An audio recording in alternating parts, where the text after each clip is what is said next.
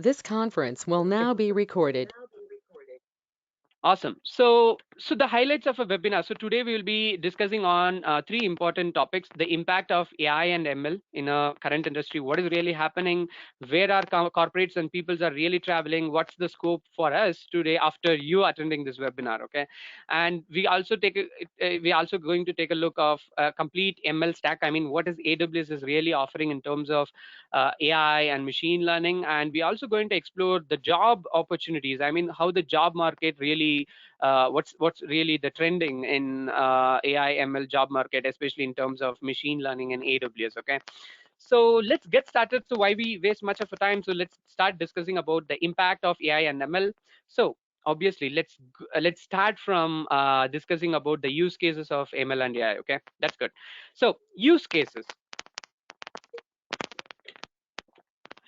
Okay, so I know like a lot of people are still joining, so I want to start from you guys. Okay, so what's the use cases is going to be part of you? So let me handle it in this way. So we are talking about the use cases, so let me start from you guys. So you might be coming from a different industries. I mean, so you might be coming from a different industry. So one second, let me just correct my mic. Probably there's some noise coming on.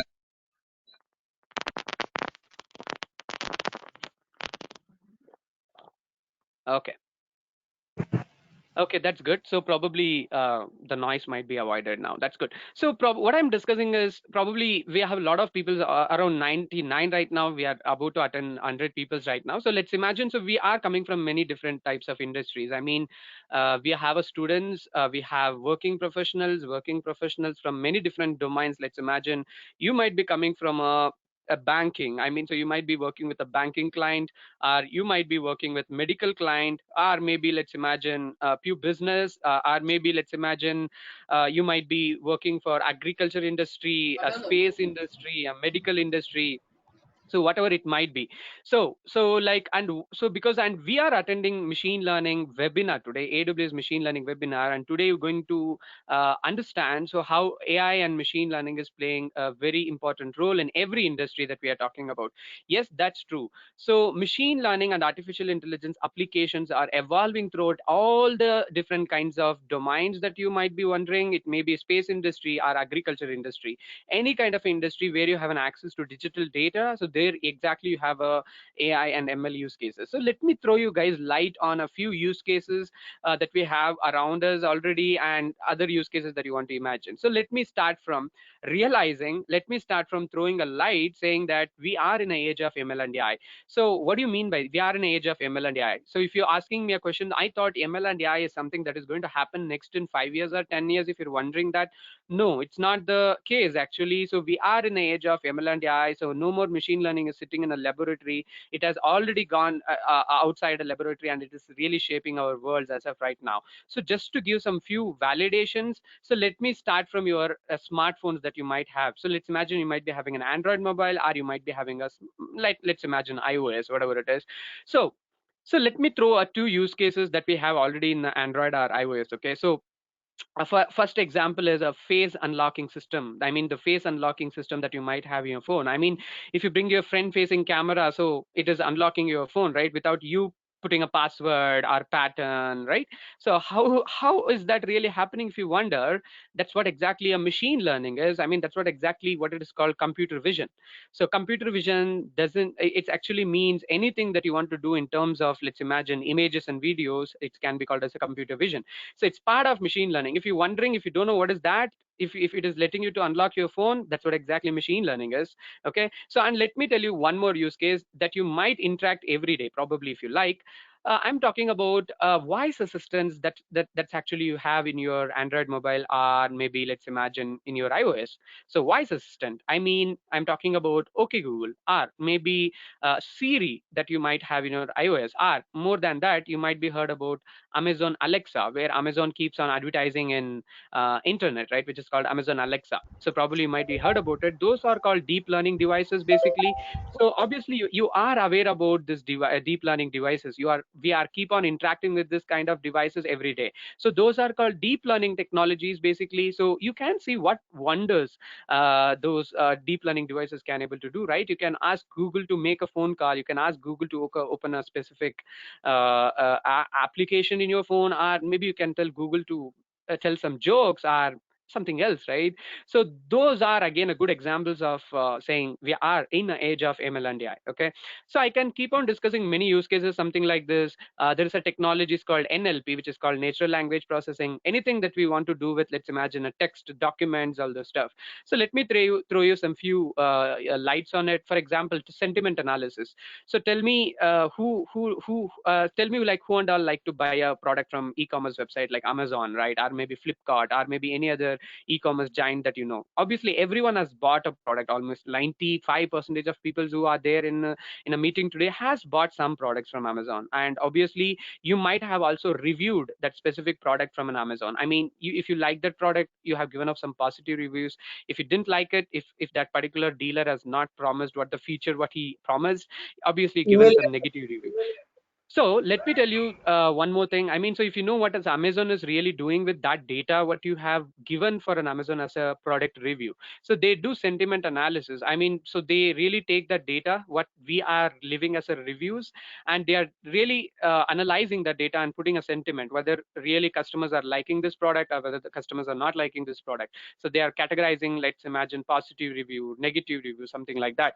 Or maybe let's imagine it may be text classification use cases, a chatbots. Who like chatbots? If you heard about chatbot, hit me yes in a chat window. So if you know, like chatbots are really ruling the world. I mean, those are actually the very powerful tools in digital marketing world again. So tell me yes again, if you are from digital marketing platform, so chatbots can really going to help you. I mean, if you see, it may be digital marketing platforms, or let's imagine a customer care service platforms. I mean, what do you mean by that? So if you see, like if we have some any technical difficulties, we used to call a customer care center, right? So where we used to talk with a human being. Right now there are no customer service people can sit to the next to you. Now chatbots can really take completely take care about that one. I mean, so let's imagine if you have some troubles, I mean, if you have some troubles with the e-commerce product that you bought, you want to report some problems with that. So you usually used to make a phone call to Amazon, or maybe we used to make some phone call to other e-commerce platforms. Like, but now we have a chatbots to solve that problem. So chatbots are really ruling the world. And again, in terms of purely digital marketing world, generating a leads and making a sales. So so chatbots are really doing the great job on top of it. So today I'm going to show you a live chatbot that I have built already. I'm going to show you guys a demo. Stay till end, don't leave the meeting, okay? So otherwise, we can discuss on the use cases like self-driving cars or robotics applications, self-driving cars. Who loves Tesla, like a companies where you can able to without driving it, and where you can sleep in a car and every day in the morning before you go to office, right? Who doesn't like it, right? So why do you drive? Just sleep it. You can see those crazy YouTube videos where people used to sleep in Tesla cars while they are going for their offices. So just imagine such a level of innovation where we are sitting. And again, it's time for you to learn. If you don't know what is machine learning is, you're losing the great opportunity. Okay, that's where I'm helping today. Okay, so other kind of use cases, let's imagine customer behavior tracking. So where you put a CCTV cameras, I mean the cameras in a showroom, like where you buy some products. Like let's imagine you go for a branded showroom, okay, where you buy some cloths, and let's after wearing a cloth, where there's a camera just analyzing whether you like that product or not. So just based on your face expressions.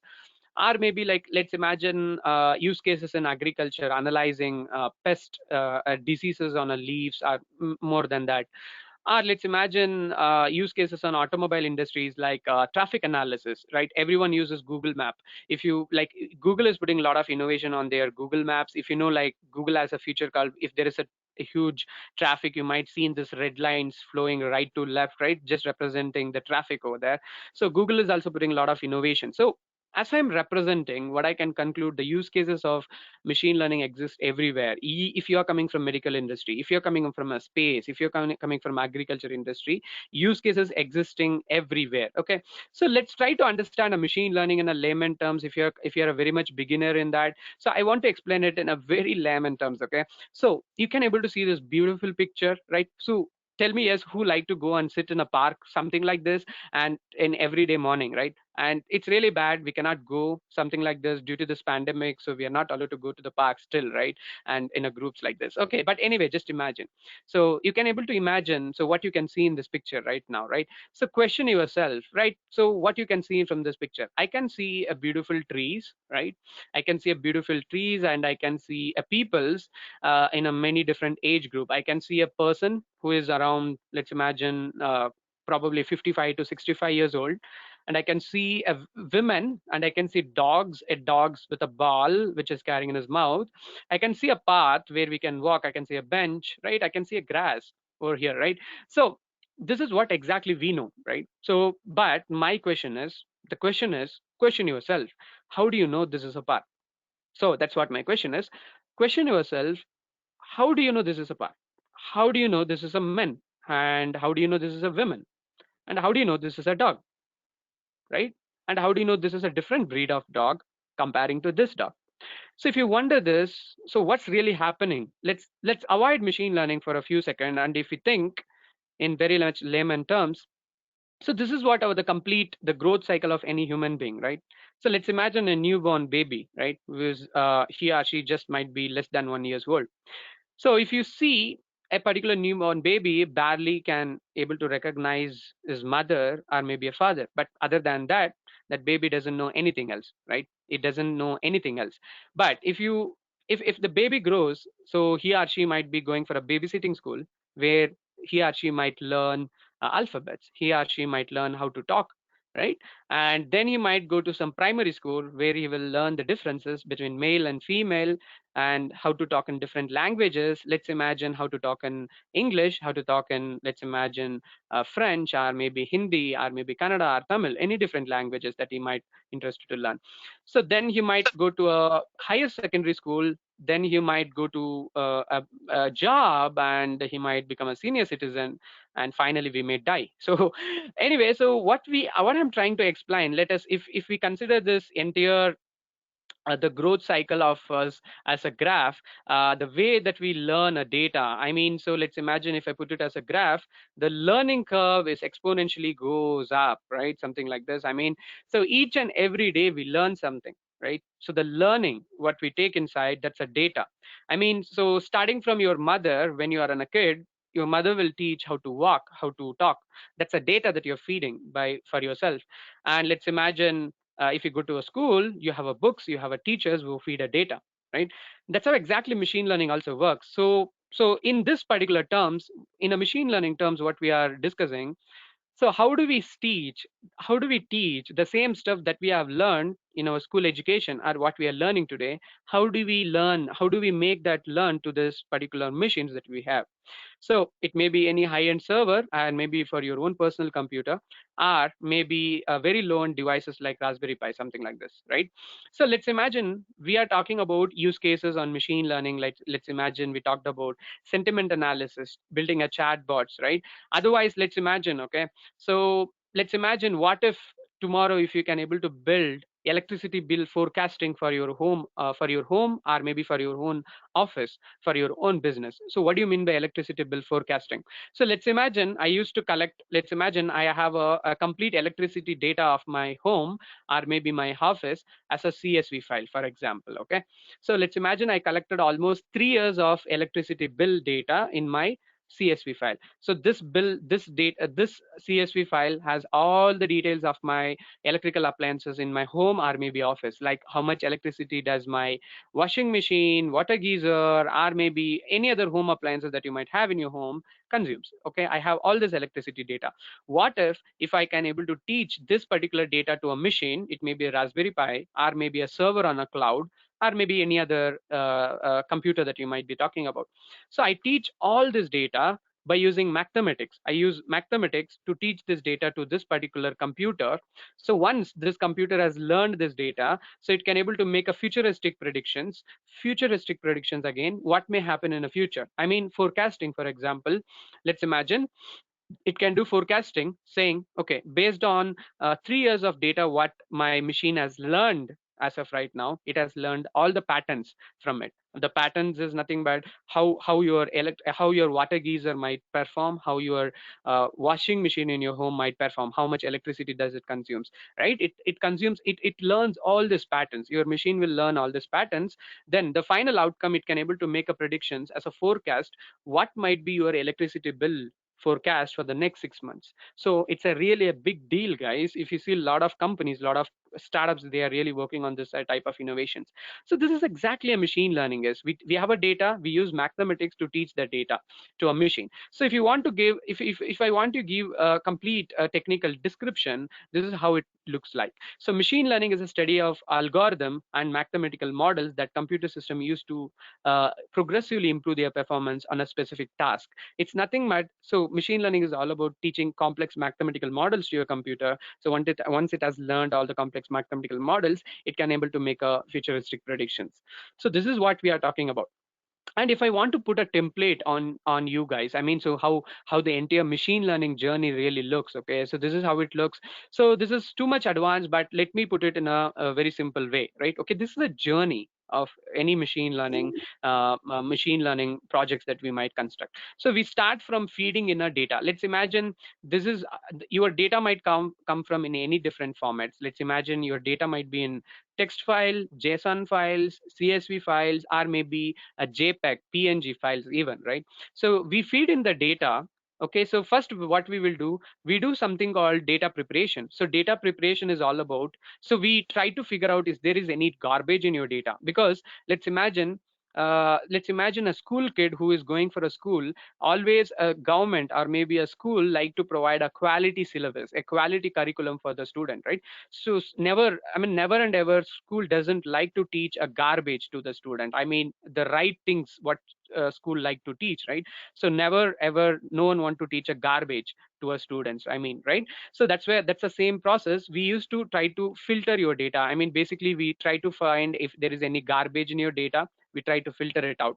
So then once if data is filtered, this is your machine. For example, this can be your Raspberry Pi or maybe any servers that we might have in your AWS cloud, for example. Okay, so we teach the data to your machine. Once your machine has learned all your data, we finally deploy your machine learning model. What it is, once if machine has learned the data, it can be called as a machine learning model.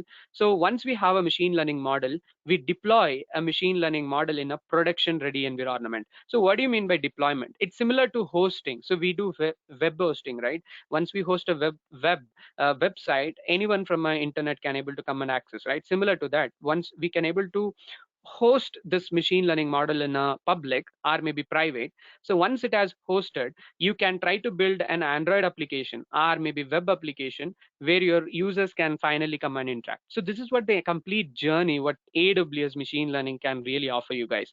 So let's imagine if you are a data scientist already, if you are a data scientist, if you're coming from a machine learning background already, so I will bet you know how to train a model till this. Every data scientist might know the steps till this.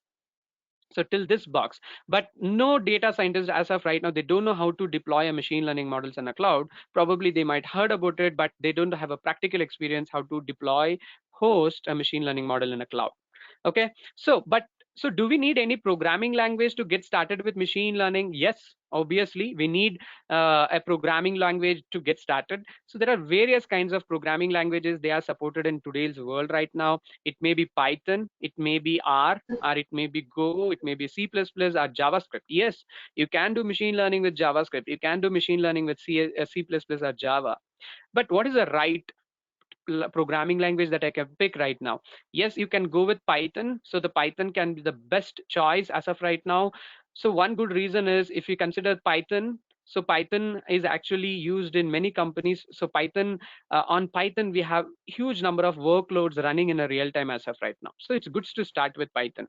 Okay, so and let me tell you the few insights. Okay, so some of the topics that I'm going to tell you right now, if you want to become a specialist in machine learning on AWS, let's imagine, so what are the topics, the basics that you might know, what you need to know. Okay, so we talked about, so where do we start from?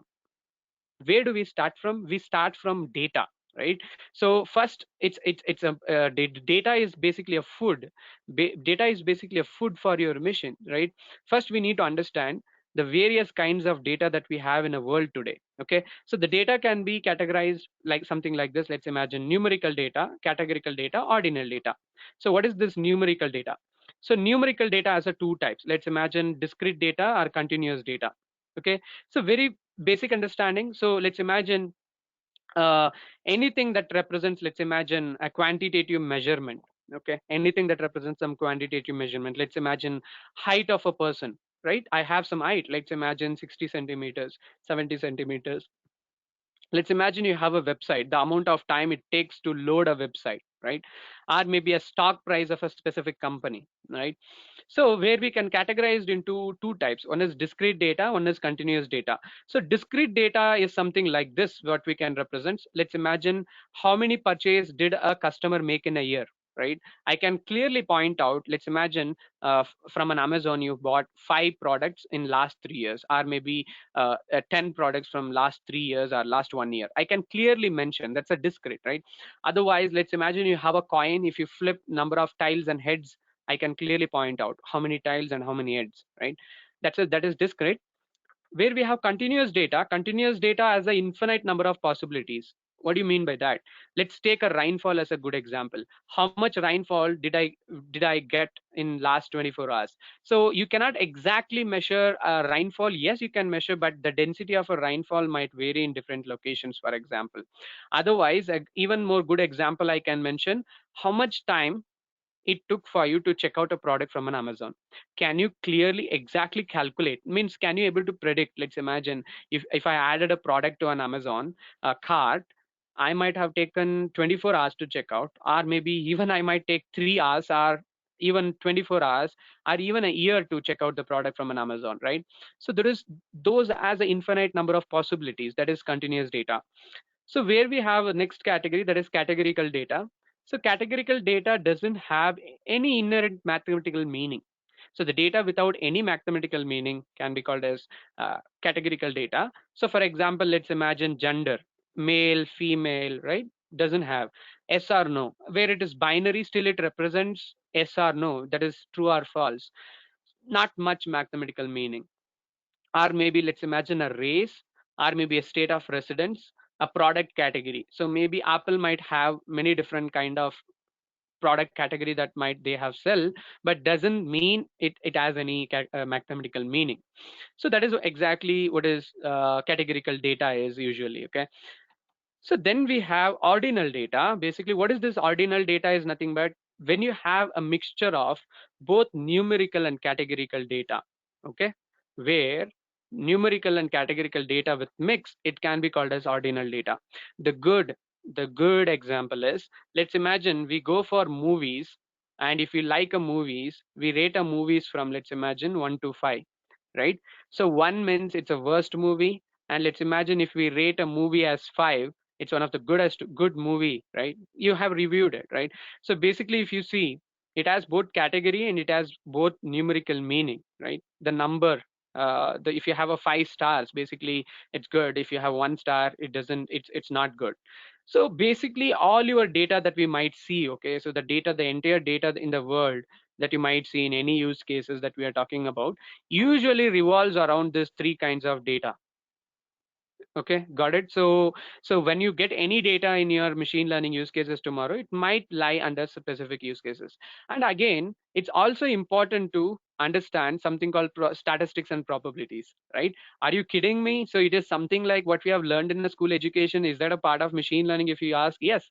Statistics and probabilities are the basics of getting started with machine learning. This is where we do some math and we understand how your data is, and we try to understand and analyze your data also by using statistics and probabilities, basically. Yes, those are the basic terms that we have learned in our school education. For example, you might know something called a mean. Mean is nothing but an average, right? Let's imagine we have a samples, right? Let's imagine in your street, your street might have some 10 houses. In every house, how many kids we have totally, right? So let's imagine one house might have 0 kids. The house number two might have, I mean, the house number two might have 2 kids, 3 kids, 2 kids. Again, every houses in your area. What if we take an average, right? How do we take an average? We add it and we divide that by total number of sample space, that is 9, right? Then we get an average. This can be called as a mean actually. So then we have something called median. Median is all about finding, okay, one second. So median is always finding a midpoint after sorting of values. So again, we'll take a same example, like total number of kids in many different locations in your street, actually many different homes, right? We sort it first, something like this, and we'll find a midpoint. So that is going to be a median basically, right? So what if you ask me if I have two numbers in the middle instead of having I have one number? So basically, if you have two numbers instead of one number in the middle, add both and take an average of those both. You will get the again one single number, which is going to be a median of it. Okay. So then we have something called mode basically. So what is this mode? Is again, mode is a bit different than what is mean and median is. Let's imagine we take a same sample like 0 2 3 2 1 0 0 2 0 number of kids in different houses. So what we do, basically we count total number of zeros, total number of twos, total number of threes in a given sample. So if you consider this sample, I have 1, 2, 3, 4. 4 times I have for 0 in it. So I count everything here. Okay, I have 4 times 0, 1 times 1. I have 3 times 2, right? So basically then we conclude what is mode is the highest number of repeated values, that is 0. That is our mode basically. So why do we talk about something called mean, mode, median? These are the techniques, the mathematical techniques that we use to analyze your data. Okay, so let's imagine we have some garbage in your data. A garbage, what I'm repeating again and again, a garbage can be a missing values in your data. Okay, let's imagine, okay, we will talk about that one in upcoming slides. So then we have something called standard deviation and variance. So what do you mean by standard deviation and variance? So every topic that I'm representing here, these are the some things that we have learned in our school education actually. Okay, so what do you mean by standard deviation and variance? So let's imagine I talked about electricity data, right?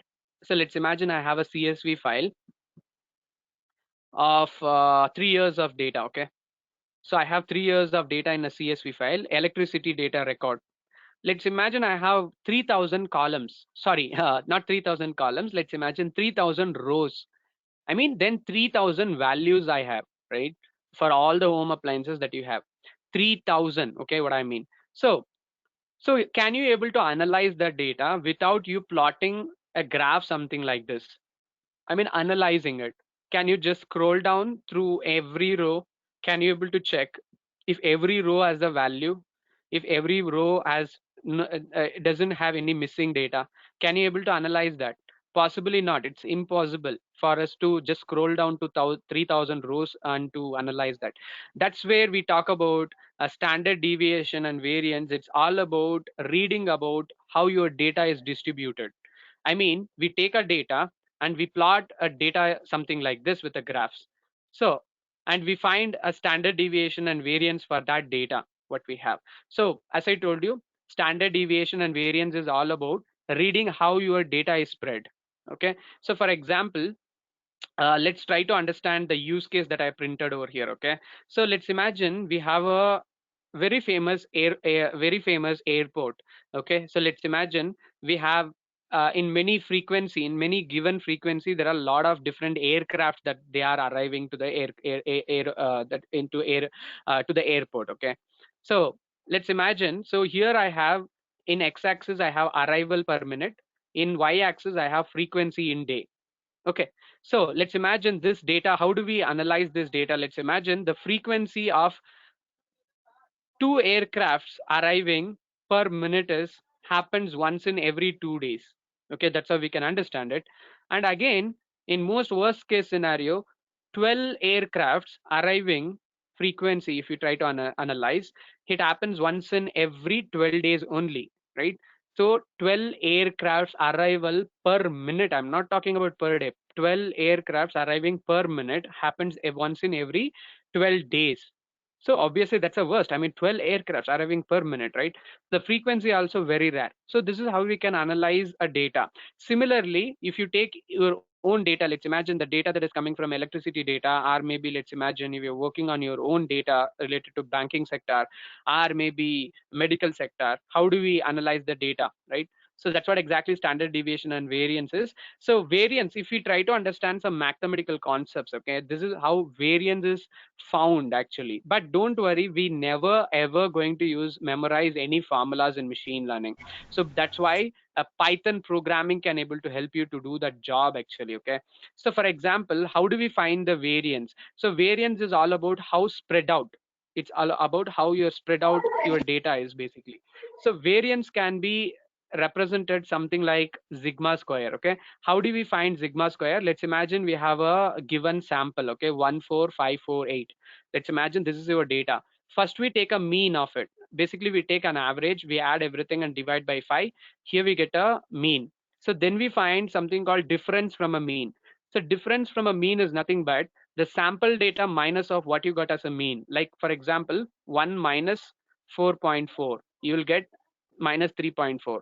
4 minus 4.4, you'll get minus 0.4. That's what your difference from a mean. Then we take square difference from that mean. So then we just do square of everything over here. We get the square difference. Then if you want to find variance finally, which is sigma square, we take an average of all the square difference. So we add everything and we divide it by 5. Here we go. This is your sigma square, that is variance. So this is how variance is found mathematically, but Python can able to do just like that. By putting a syntax, it can able to find as a variance. So but standard deviation, how can we find a standard deviation?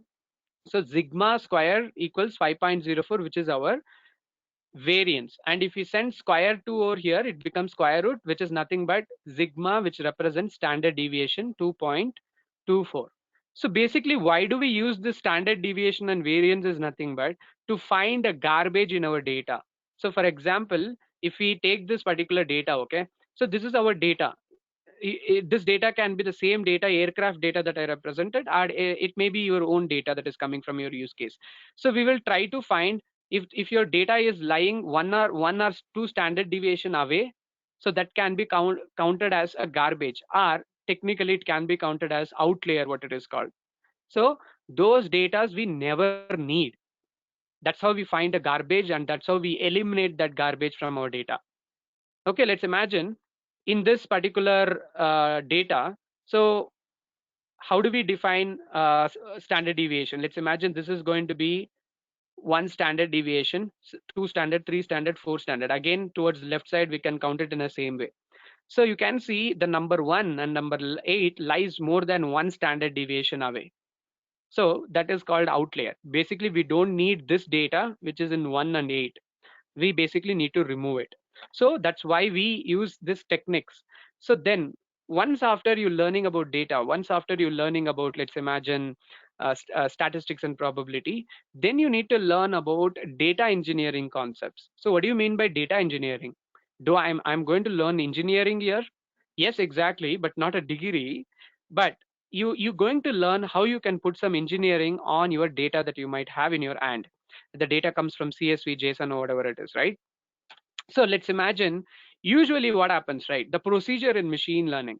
So let's take that CSV file that I had. So this is my electricity data, right? Which has 3000 rows in it, okay? So what I will do, I'm never going to teach this entire data to my computer. That's where the train and test methodology comes into the picture. What do I mean by that is nothing but, so let's imagine I have my machine over here. Okay, let's imagine this is my machine, right? CPU. I Instead of I am teaching all the 3000 datas to my machine, I split this data into, let's imagine, 80-20 ratio. 80% of data I use for training, and remaining 20% of data I use for testing. So what do you mean by that? So I use 80% for training, and once the training is over, I again use that remaining 20% of data to test my CPU, I mean my machine, to make sure whether your model is making proper predictions or not. I mean, what do you mean by that? So basically, it's like how our education system also work. Let's imagine every student learns the entire subject throughout the entire semester, or maybe throughout the entire year. And once after the students has learned everything, they give an examination to make sure they performs good or not, right? Basically, that is called test. In the same concept is followed in machine learning. We have a data, we keep 80 percentage or maybe 70 percentage for training. We train that machine with 70 percentage of data. Then we keep remaining data for testing to make sure your machine is going to make predictions, futuristic predictions, what may happen in the future properly or not, like forecast, what I'm talking about. So overfitting is again a concept that you want to know. Overfitting is something like where your model is going to be overfitted, where it is going to make some wrong predictions. Let's imagine if you do weather forecasting with a lot of efforts, and if your machine learning model is going to make a prediction saying that tomorrow at this particular time you may expect a rain at this particular centimeters. I mean, your model is going to make a prediction saying, okay, you're probably going to get 5 centimeters of rain tomorrow, and tomorrow it never rained. That's a wrong prediction. It never rain tomorrow. There is no cloudy even, right? So that's where the problem comes. That's again a problem. Might be your machine has been overfitted. It has learned wrong patterns. Probably it has never learned the good things from your data. That's again a problem which is called overfitting. And one more problem that we might face, that is called missing data. I told you, right? Let's imagine today, now you guys are attending my webinar, thanks for that. But let's imagine if I want to make a machine learning, if I want to perform some machine learning based on total number of people who attend my webinar. Okay, so let's imagine after this webinar I share a feedback form for you guys where you can able to fill out a feedback form. In a feedback form I used to ask a name of a person, for example, email, and some other questions to understand you guys. I mean, I want to understand what exactly you guys are doing, whether you're working on machine learning. Let's imagine I ask some few questions, okay? That's a feedback form that I provided. That's where I collect the data. That's where I create a data, okay? Let's imagine not all the peoples might fill all this information in the form. Some peoples might forget to fill some information. Some users might not, they don't want to provide their informations over there, right? So that those are the problems that we might face over here. That's called missing data problem. So you need to also deal with that missing data. You cannot teach your machine with missing data. That's never going to help you. So for example, here is the representation of missing data. You can see I have a columns called age, say, shape, margin, density, and severity. Okay, you can check it out here. I have some few missing data which represents NaN. So those are missing data. You will expect this data obviously in your data, in real-time data. So that's where we deal with that missing data, which is called cleaning techniques. So that's where you can see, that's why we use mean, right? We discussed about mean, median, mode, right? We can use mean, median, mode to replace that missing data. I mean, let's imagine I take a complete average of this column, okay? I take an average of remaining data is what I have. I get that average, right? I replace that average over here. That can be one possibility. So similar to that, you can also use median to replace that values. So this is how you do some data engineering. Okay, this is how you do some data engineering on your data. If you have missing data, if you have garbage in your data, we need to eliminate that before we feed that data to machine. Then comes data analysis. What do you mean by data analysis? You need to know how to visualize your data basically. That's where I'm talking about. So let's imagine I take same example. I have a CSV file. So in this CSV file, I have 3000 rows. I cannot scroll down to 3000 rows up and down. I cannot see what is happening in the data. That's where you need to understand what kind of graph that you need to use to analyze the data. For example, if you have a data that depends on a time, which is called time series, you need to use line graph, right? Or let's imagine you have a lot of garbage in your data. You need to analyze the data. Basically, it can be also called as outliers. So in order to analyze your data, okay, where you have a garbage in it, for that purpose, we use something called box plots and whisker plots to find outliers, a garbage in your data. So you need to understand what kind of graph you need to use. We use histograms, basically, which looks something like this, right? The previous graph that I showed you is an histogram where we are trying to understand the distribution of your data, basically. So then once we have understand those concepts, you need to understand what is deep learning is, basically, right? Once you have heard about deep learning, you might be heard about the concepts called deep learning, where people used to display pictures something like this, right? What you can see in my right side of a screen, which looks like circles, circles, circles. So what is this deep learning really about? It's an actually the concept which is actually inspired by human brain, actually. What do you mean by that? What do you mean by it is inspired by human brain? So if you realize yourself, you might be learned in our school education. We have we have brain. That's a fun. Yeah, we have a brain. So in our brain, we have something called neurons, right? If you remember, in our cortical columns, we have neurons which are connected with something called axons. Those are the chemical components probably in your brain. So what this neuron does, neurons actually carries the information from one part of a neuron to another part of a neuron. I mean, it carries an electrical signal, basically, which is a data, right? In yeah, in machine learning terms. So basically what happens, one neuron feeds the electrical signal to another neuron. Once it has enough electrical signal, it feeds that data to one more neuron. This is how exactly neural networks works in deep learning. Instead of we carry electrical signal, we carry data in a machine learning, right? Which is can be a number. It can be also called as a weights. Okay. Otherwise, let's imagine a neural network. When it is called as a network, when billions of neurons in our human brain connected to each other, that's where it forms a network. Actually, if you remember, it's the same concept. Otherwise, let's imagine something called cortical columns. Okay, what is this cortical columns? You know that we need computer, we need a high-end PC, high-end server, we need GPUs to do machine learning, graphical processing units, when you're working on very huge amount of data, especially when we are working on, let's imagine, computer vision based applications like face recognition, object and scene detection.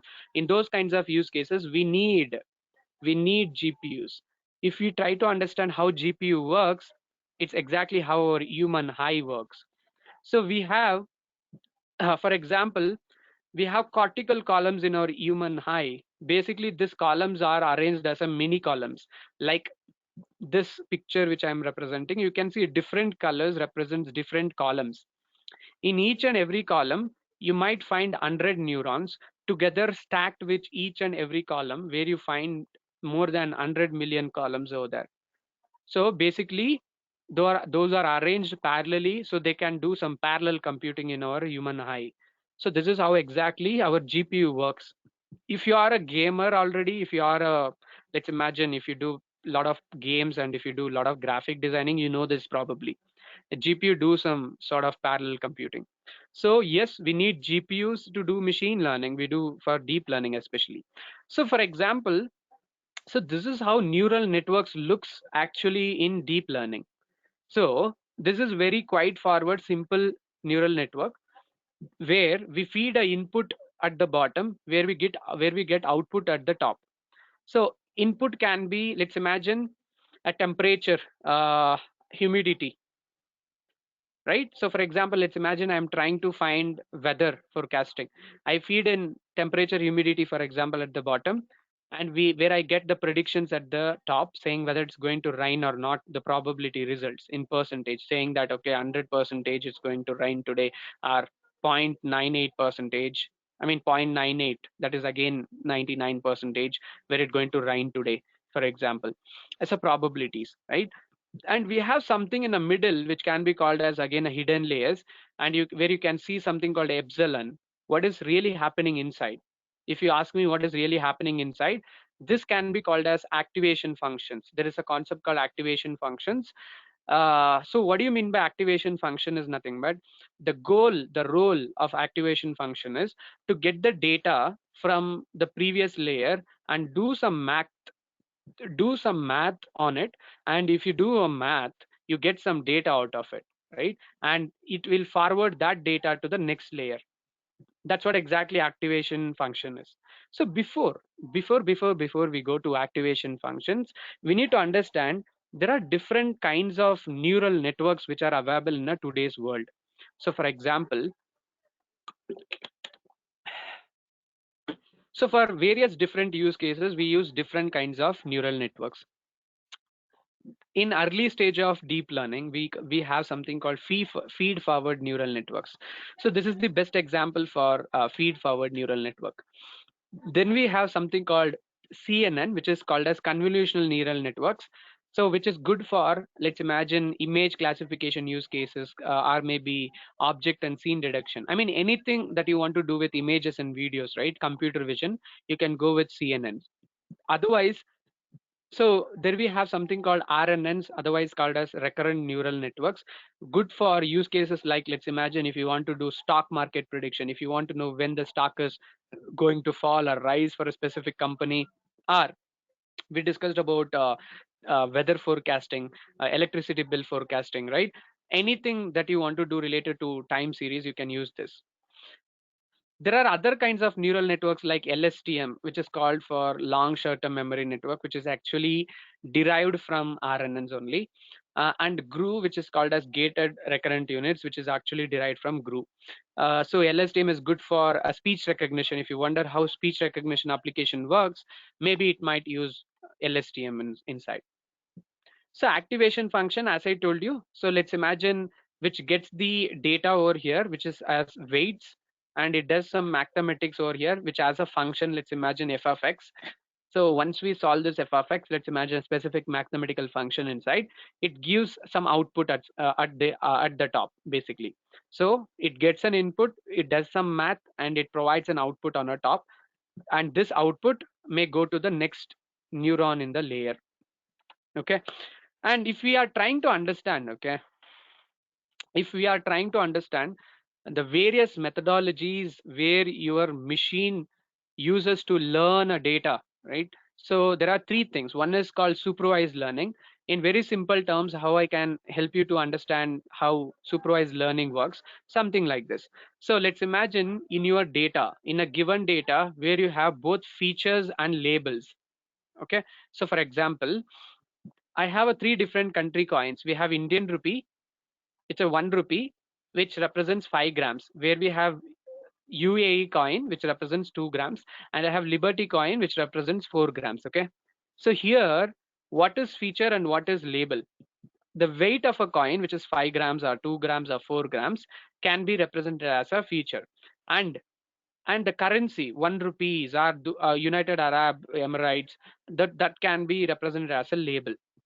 Okay, let's imagine if your machine learning model is going to make some, let's imagine your machine learning model is going to make some predictions. If the coin is going to be a 5 grams, then your result is going to be 1 rupee coin, right? That's how the things work. Otherwise, we have supervised learning. Supervised learning is all about learning with no labeled data. So in your data, you won't be having any labels in it. So for example, let's consider this cricket as a good example. Let's imagine we have data in x-axis and y-axis. X-axis represents wickets and y-axis represents runs, where we have clustered data over here.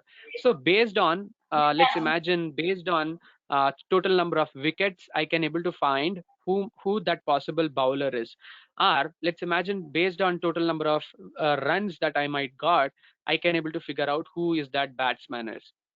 So supervised learning is all about learning with no label data. I have one more concept which is called reinforcement learning. So reinforcement learning actually works in different way. So reinforcement learning uses something called rewards. Basically, once if your machine has learned any good thing, we give something called rewards, like an award. Basically, it's an encouragement for your machine to learn in much more better way. Otherwise, what happens? Let's imagine if your machine is going to learn something if it is going to learn, if it is going to give some wrong predictions, we give a negative feedback to it, saying that no, this is not what you like, what you have predicted, it's something different. For example, let's imagine this is your machine. It can be a CPU or maybe any server. We input a picture of an image like a cat. We feed in a cat, so then it's going to make a prediction saying it's a dog. So it's going to make a wrong prediction. That's where we give a negative feedback to a machine. So your machine is going to learn from that negative feedback. So then once it has learned, then again, if we input a picture of a cat, this might be going to make a correct prediction saying it's a cat, not a dog, right? So basically, we are talking about the three things over here. So one is artificial intelligence, machine learning, and deep learning. If you wonder what is this, all the three things, it's a subsets of each other. For example, if we consider artificial intelligence as a top hierarchy, we keep that artificial intelligence at the top. So basically, artificial intelligence is something like an output product that you might expect everywhere. So for example, you might see, for example, Alexa, Google Home, Siri, those are AI products at the end. So where customer uses at the end. So otherwise, let's imagine machine learning, which is actually ML is a subset of AI. So basically, it's a subset of artificial intelligence, which gives a power to AI basically. Otherwise, if you consider deep learning, which is actually a subset of machine learning. So this is what exactly AI, deep learning, and machine learning. So you cannot only learn deep learning; it's never going to work. It's if you're only going to learn machine learning, it's never going to make sense. It's combination of all the three. You need to know what is AI is. You need to know what is machine learning is and deep learning is. Don't ever confuse saying that I'm going to learn only deep learning. I'm not going to learn AI and machine learning. It's not how it works actually. Obviously, you're going to construct a final endpoint tomorrow if you're going to work for a company, right? So let us take a look of the complete AI stack of what AWS is really offering. Okay, so I can explain the stuff completely like this before we go with the complete ML stack on AWS. So first we need to decide why AWS. What is really AWS offering, like comparing with other cloud platforms? Okay. So here is the question over here. Okay, if you see, there are a lot of cloud markets in the world. I mean, we have Amazon Web Services, right? We have Google Cloud, we have Azure, Microsoft Azure, we have Alibaba Cloud, we have IBM, we have Oracle, right? If we try to compare it, what is the great platform, the best platform for you to start with? So this data gives more sense. So Amazon leads the cloud industry actually, according to this graph, which is taken from Statistica. So Amazon leads $100 billion in cloud industry. If we compare with, let's imagine Microsoft Azure or Google Cloud. So this is a quick validation. If you have the more, so this data represents Amazon occupies the majority of a share in the cloud industry. So that's a best answer, means there is a lot of opportunity for you to get started with Amazon. So this data makes sense, right? And so more than 10,000 of customers, Amazon companies, let's imagine Netflix, for example, they completely run on AWS. They use machine learning services on AWS. I can name many more companies, but I don't have sufficient space to put this slide. So if you consider a Slack, Siemens, Intel, IBM even, they also use AWS for their own internal stuff that they construct. So 10,000 of customers, they're really using AWS for machine learning. So that's a quick conclusion. It's a great opportunity. So I can able to discuss the complete ML stack on AWS, something like this. So where they have categorized into AI services, ML services, and ML frameworks. Okay. So AI services is something like an end product what Amazon has constructed, where you can really go and utilize that services. You can come up with some innovations. Today I'm going to provide a live demo on AI services. Stay till end. That's what I'm telling. Don't leave. You're going to lose a demo if you leave it. And again, the free takeaway ebooks. Okay. Okay. So here you can see. As AWS as services in AI, something like a vision, which represents a computer vision. I mean, anything that you want to do with, let's imagine, image recognition, face recognition, something like that. Otherwise, do you want to do any speech related activities where you want to convert, let's imagine, speech into text or text into speech, right? Otherwise, let's imagine you work with a banking side, you work for a government where you do a lot of document processing, where you want to extract a data from a picture or maybe an old document that you might have in your office. So use text services in AWS. Otherwise, you want to design a live chatbot. I mean, you want to do a real-time chatbot implementation over there, use chatbots over there. Otherwise, let's imagine if you want to do some forecasting job, use forecast actually. Otherwise, you work with banks, online transaction related operations. You want to construct a fraud detection application on top of it, use Amazon fraud detection. Otherwise, you can use, if you are a developer where you don't know how your code really works, you want to review a code actually that you've written with AI service, use Amazon fraud detector actually. Otherwise, if you want to build everything from a scratch, let's imagine you are a developer, you want to build everything from a scratch, you can use SageMaker as a service. Let me talk about SageMaker in upcoming slide. Otherwise, let's imagine you might be heard about some frameworks, something like this. If you're already from ML and AI background, like let's imagine TensorFlow, Apache MXNet, PyTorch, Gluon CV. If you want to bring all these frameworks to AWS, yes, it is possible. So you can do it. So, and again, we need to talk about one more interesting service, which is called Amazon S3, right? So why do we need to talk about something called Amazon S3? So let's imagine if we are not talking about a cloud, let's imagine if we are using our own computers, you're using your own computers to do machine learning. Where do we keep all your data? I mean, I talked about the CSV file, right? So where do we keep this data? On your own personal computer, right? So you might be keeping this file under a C drive, D drive, right? But when it comes to a cloud platform, we don't have C drive or D drive. That's where we use a storage platforms, which is S3, for example. So if you know about Google Drive, if you use Google Drive already, hit me as in a chat window. It's similar to Google Drive actually. It's similar to Google Drive. So Amazon S3 is a similar to Google Drive. We use Amazon S3 to store a data in a cloud actually. Okay. So for example, so Amazon S3, which stands for Simple Storage Service, so you can dump any data in it, and it is very affordable service in entire AWS. Like if you want to dump a PNG, videos, audio files, you can dump anything. Okay. And Amazon S3 is a more powerful storage platform where it provides you unlimited storage platform. Okay. It provides unlimited storage capacity.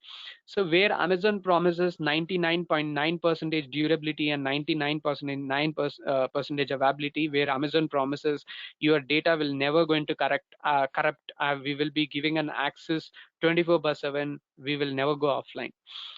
And let's imagine I'm going to store a files in S3. Okay, I'm going to store JPEGs. I'm going to store a CSV files, JSON files. One file, a single file that you're going to store, it can be up to 5 terabytes in size. A single file, but you have unlimited storage. So S3 provides, as I told you, durability, low cost comparing to any other storage platforms that is available in AWS. Scalability, it can scale up and down. You don't want to worry about servers. You never ever going to configure any servers. Availability, so S3 provides high-end security. By default, S3 provides AES 256-bit encryption standards. So you have high secure data, flexibility, and simple data transfer. So S3 can be accessed via web where you want to transfer a data. So for example, a quick representation how S3 might look. We create a bucket which is called let's imagine a location. So then you can create a folder. A folder can be represented as a key name, and the picture, an object that you might be storing inside, can be a version ID. For example, apple.jpg.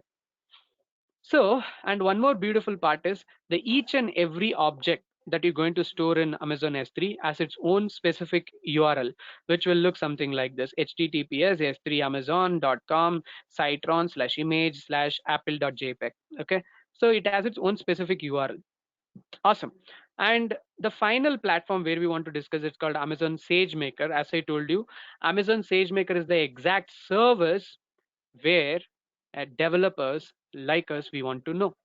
So Amazon SageMaker is really built for developers, our data scientists, where they want to do build, train, and deploy. Do you remember I talked about build, train, deploy, where you can build wonders on top of it. You can build everything, anything that you want on top of SageMaker. So Amazon SageMaker use Jupyter Notebooks. In case if you heard about it, Jupyter Notebooks is a web-based IDE where you can use that one to simply run a code on top of it. Okay. So this is again the same cycle that I'm representing, the same cycle that I represented in the previous slides. So in the entire journey of machine learning, this is how we start. First, we start from getting a data for your use case. It may be a data that is coming from internet or maybe your own business data. Where we do start cleaning your data. Once we get it, once the cleaning is over, then we prepare it.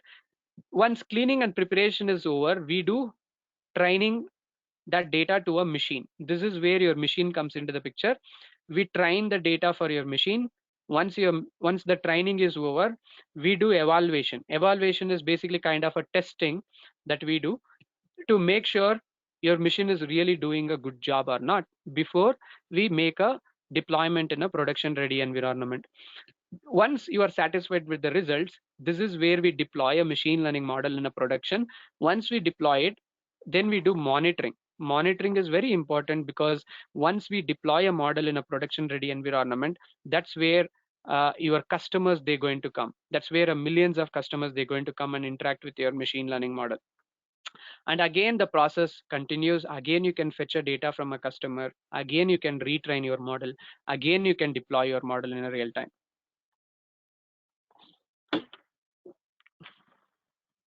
The next concept is machine learning frameworks on AWS. So AWS supports more than 25 plus algorithms. Okay, that's really wonder. It may be any algorithm that I'm talking about. So it may be if you want to use Apache Spark on top of AWS, TensorFlow, Keras, or Apache MXNet, scikit-learning, or maybe a PyTorch on AWS. So not only this frameworks, AWS has something called inbuilt algorithms. Okay, they're called inbuilt algorithms. AWS has its own proprietary algorithms. So you can design anything that you want. It may be banking sector that you're working on, or maybe medical sector. If you want to work on computer vision, anything that you want to build on AWS, yes, you can build actually. Okay.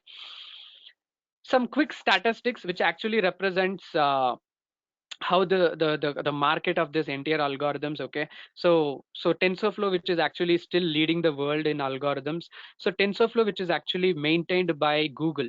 I mean, they are the one who develop everything for TensorFlow.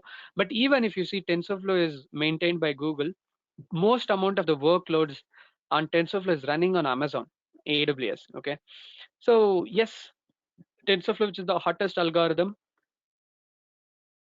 And here we go, the job opportunities in AWS machine learning. So guys, if you don't know the timing of this webinar, it's going to be for 90 minutes till 8:30. So still we have an half an hour to go. Okay. So if you don't know the time. So job opportunities in AWS machine learning. So if we, some lights, obviously I need to throw. So if you don't know, you know that today. Okay. If you don't know this, you are going to know this today. So machine learning jobs are the high paid jobs till now, till date, till second.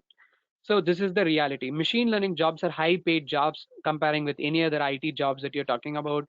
So the trend in machine learning is something like this. So let's imagine starting from 2009, where companies started exploring machine learning. So where we had, they were just thinking about it. So now the trend really started growing from 2015, and so we are almost in a peak right now in 2020 and 2021. So this graph, which is taken from itjobwatch.co.uk. So this data actually gives a clear clarity. This is the right time for you to learn machine learning. So this is where you can start. So tomorrow you can become a specialist and a high paid job that you might have tomorrow in next, let's imagine in few months.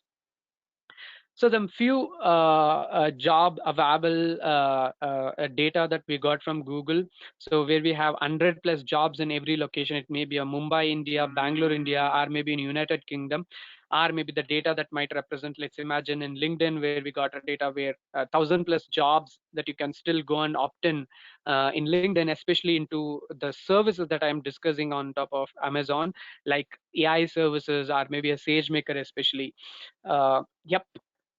So, and I want to show you one more data. So the annual salary range for machine learning engineers comparing with these companies who might hire.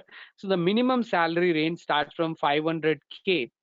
That's a minimum per annum. Then we have a mid where we have 1,500K, and maximum it can go to 7,000. This is a quick validation. We are in a right. This is a right time to learn machine learning for you to become to get a proper. I mean the most the precious job, the high paid job in ML and AI. Okay, here we go.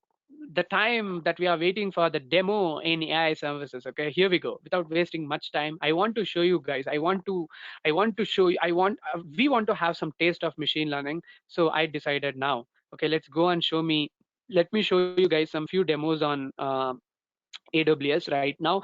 Stay till end. This is where we're going to have some fun. So yeah, let's get started.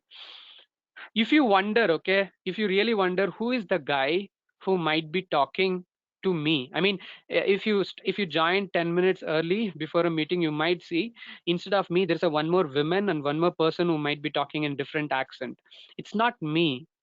It's not me. It's actually the Poly, which is AWS service, which is actually talking to you. So let me give a mic to that guy again where you can listen to it. Okay.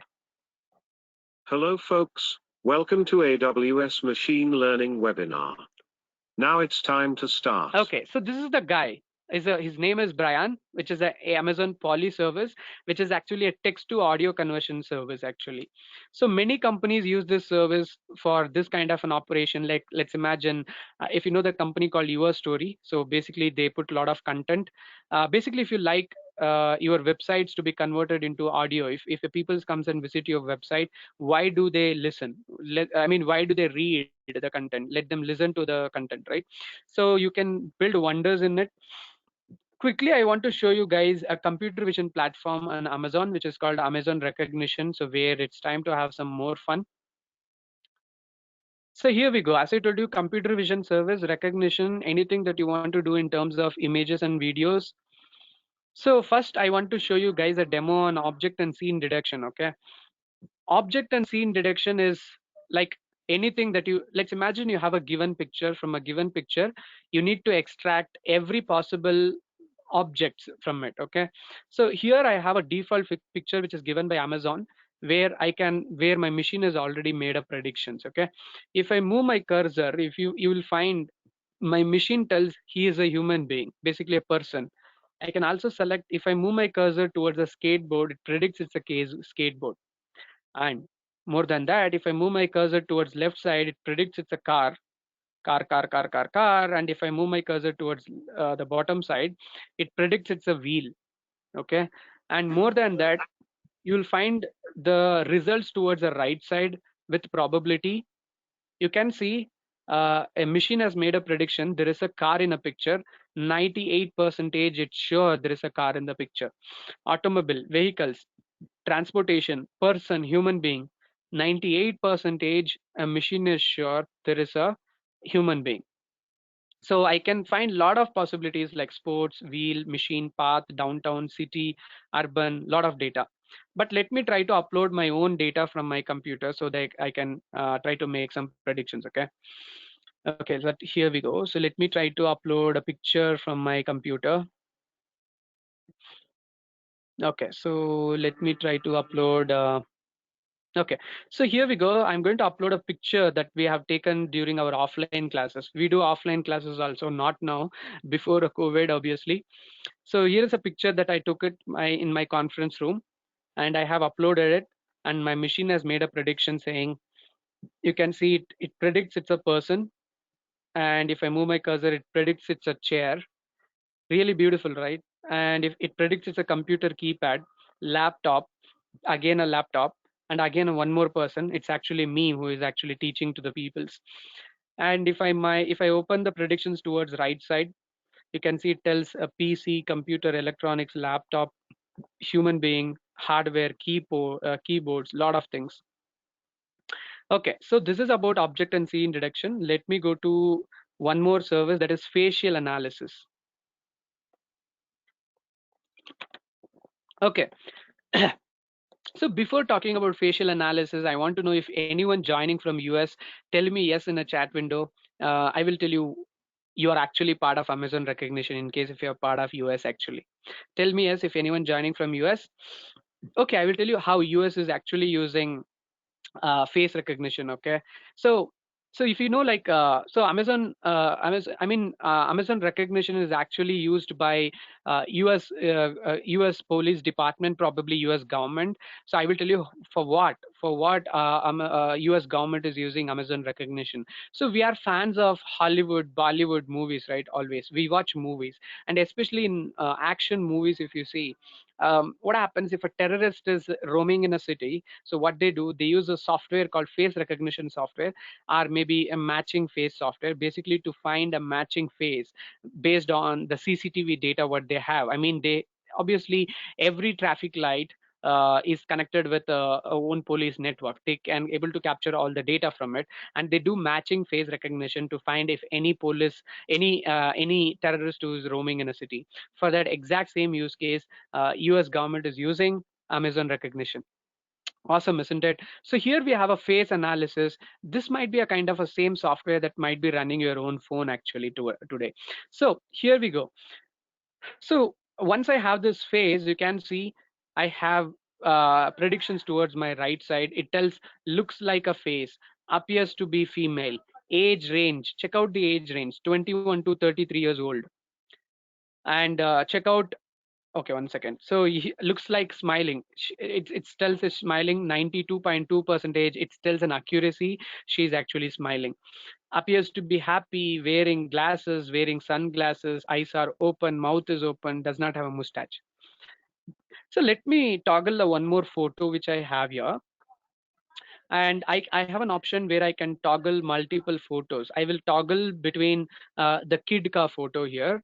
Okay, so after I selected a kid, you can see here it tells looks like a face 99.9 percentage and appears to be female 99.9 percentage. Check out the age range, guys. Check out the age range. Age is 5 to 15 years old. Exactly correct, right? It tells 5 to 15 years old. Yes, she is 5 to 15 years old. Appears to be happy, not wearing glasses, eyes are open, other possibilities. Okay, so this is about face analysis. Quickly let me show you one more demo, which is text in an image. So text in an image. So this is again a use case where it can able to extract a text from an image actually. So let me toggle this picture. Okay, here is a car. Okay, let's imagine the number plate has been captured by a CCTV camera, which is in the public. Okay, so now we have a technology where we can capture a number plate from a car, or maybe a two-wheeler, or maybe a four-wheeler. Just imagine the possibilities, the use cases that we can build from it, right? Okay, so we can try to build a complete fining system. Let's imagine any person who is not going to stop in a red light, who is simply flying in a red light. We can quickly capture a number plate and we can automatically find that particular person, right? So that's a great application. So this is about complete recognition. There are more demos to come. So if you want to see more demos, don't leave the meeting. Still we have a few minutes. Before I show more demos, I want to give you a surprise on a further upcoming thing. What is next? What is next actually for you guys? What exactly that you can do next? And but I will tell you a small drawback of a webinar. Yes, I agreed, in a webinar you will learn what to mention, you will learn the theory. I mean, you will learn what is machine learning is and what you can do with that, but pretty much you are not going to gain any hands-on knowledge on it. I mean, you are not putting your hands, you're not making your hands dirty by building a project on top of ML and AI. You're not gaining any hands-on. right, are building any live projects on top of it. So, and before that, I want to show you the slide which I came across, which really makes sense. If you see, just in 10 years, okay, the cameraman and the pilot, usually like where peoples in Hollywood, they use choppers like this or cameramans like this to shoot all the high-end action movies. But in a quite in 10 years, the entire system has been upgraded. Now drones can able to do this such kind of a job. So this is what the same breakthrough innovations are going to happen in machine learning actually by today. So this is where the surprise is. So we are conducting a complete hands-on workshop in July 24th and 25th. So this is not a webinar. This is going to be a 2 days complete hands-on workshop where you're going to learn a machine learning by doing a live real-time project along with me. I will be a mentor again over there where you will be doing hands-on by step-by-step guidance that I'm going to provide during that session. So what we're going to learn in this particular 2 days workshop, so where we're going to do a 10 plus hands-on exercises where we're going to do, I showed you recognition, correct? I showed you recognition.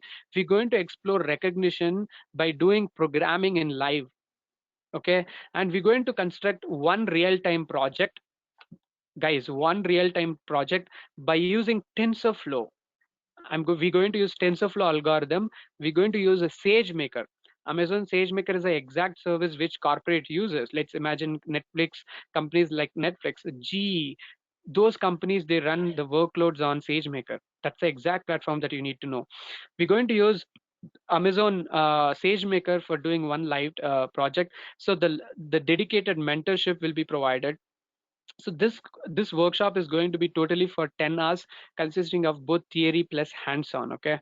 And if you ask me, is this a free workshop or paid? No, it's not free, it's a paid, because it's an hands-on workshop where we are putting a lot of data with that. I mean, so a lot of mentors, a lot of people's working. And if you wonder, if you ask me the price, here is the deal. This is the last batch. This is, you guys are the very luckiest batch to get this price, because due to the pandemic from last 3 months, I mean last 4 months as of right now, we are doing this workshop for a dead affordable cost actually. I will show you the price. This is what the price is.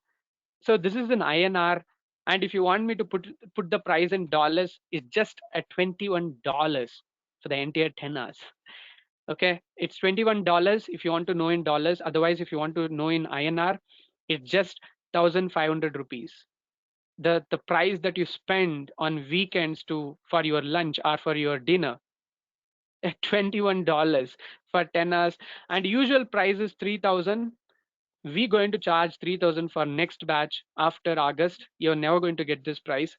And who cannot afford this? Everyone can afford this price actually, right? So yes, so what you're going to get from this workshop, so you're going to get complete 10 hours access to the workshop where you're going to build an hands-on project, and you're going to get a lot of free takeaway ebooks. You're going to have an access to recordings for a few days, and community support. So this is the important part, guys. I'm not going to tell a Tata bye-bye for you after this workshop. So we are bringing working professional students together in a community where you will be staying with our community even after the workshop, where we will share a lot of materials, lot of ebooks, some resource materials, free events, free webinars, something like this, hackathons that you can still stay connected with us forever. Okay, so we have a group ticket also. It is not actually for two peoples, it's actually for three peoples, guys. A group of three peoples. I mean, let's imagine if you're going to bring your friends, working colleagues along with you, you can buy a group ticket where you're going to get a 10% off. So again, a dead affordable cost. Okay, so we're going to get a 10% off from it, and same things applies. So $21 if you want to know the price in the dollars actually. Okay, so just go and register for this. I will share the access links in the chat window right away. You can click that link, you can register before I am providing more demos. Okay, so let me provide more demos. There are a lot of demos to come, so still we have more than 5 minutes. So let me share you the links where you can download. So I'm going to share the links in a chat window for So the first link actually for registration. So we have all the kinds of payments gateways. You can use that one to register. So the second link is actually for downloading a curriculum actually.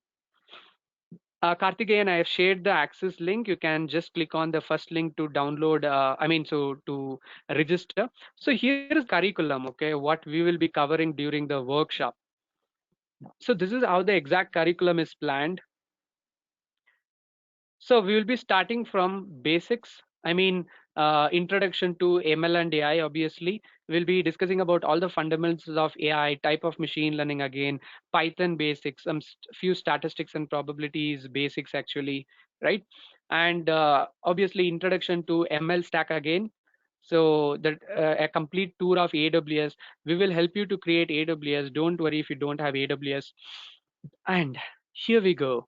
We're going to explore the complete Amazon recognition from scratch by doing complete hands-on from your laptops.